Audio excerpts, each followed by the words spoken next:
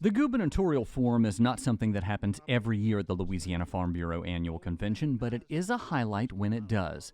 Senior Capitol reporter Greg Hilburn with the USA Today Network served as moderator for the 6 participating candidates. All 6 went on record to say they would protect agricultural tax exemptions and ensure agriculture is represented on the LSU Board of Supervisors. Independent Hunter Lundy, Republican Treasurer John Schroeder, Republican Representative Richard Nelson, Republican Senator Sharon Hewitt, Democrat and retired Secretary of Transportation Shawn Wilson, and Republican and former President and CEO of the Louisiana Association of Business and Industry Stephen Waguespack sat together to address the state's farmers and ranchers. Each has their own idea on how to expand the state's economy through agriculture. If you've heard my message, I said it takes education to resolve poverty and crime.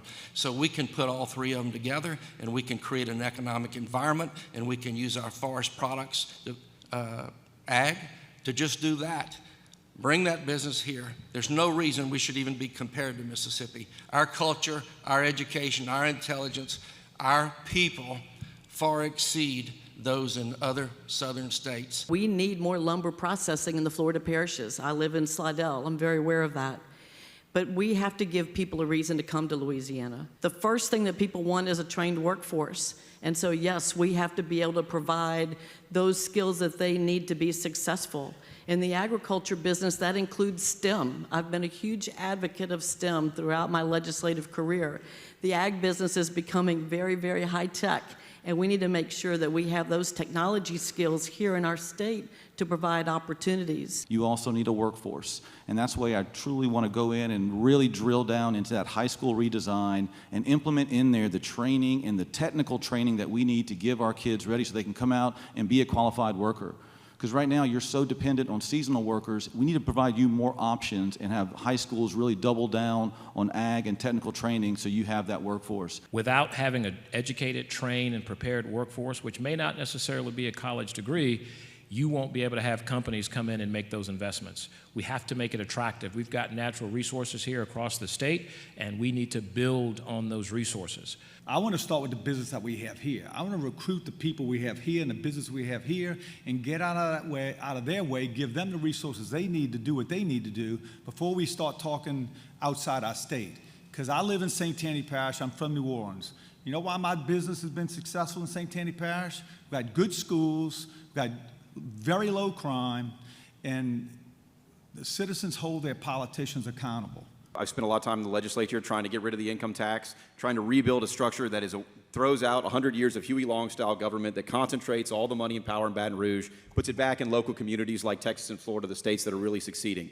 I think if we build that structure, businesses will come here. We don't have to give them handouts. We don't have to give them tax credits in order to come here. That's the game we played for the last 100 years of let's pay people to come and date us. It's not a good idea. It doesn't work. Republican Louisiana Attorney General Jeff Landry is also running for governor. He spoke before the Louisiana Farm Bureau voting delegates.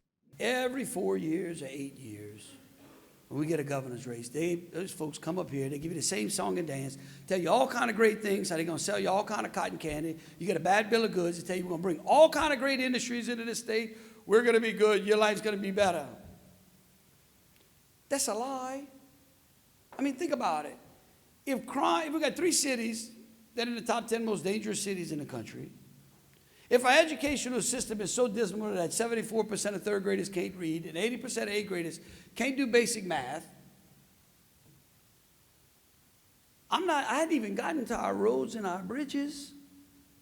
You think honest to God we can go out there and attract businesses into the state? No. Kristen, I know you remember me not being next to you on set for a while, so I interviewed all 7 of the candidates here on Twyla. We made a special playlist on YouTube with all of their interviews. We have a link to that on our website at twylatv.org.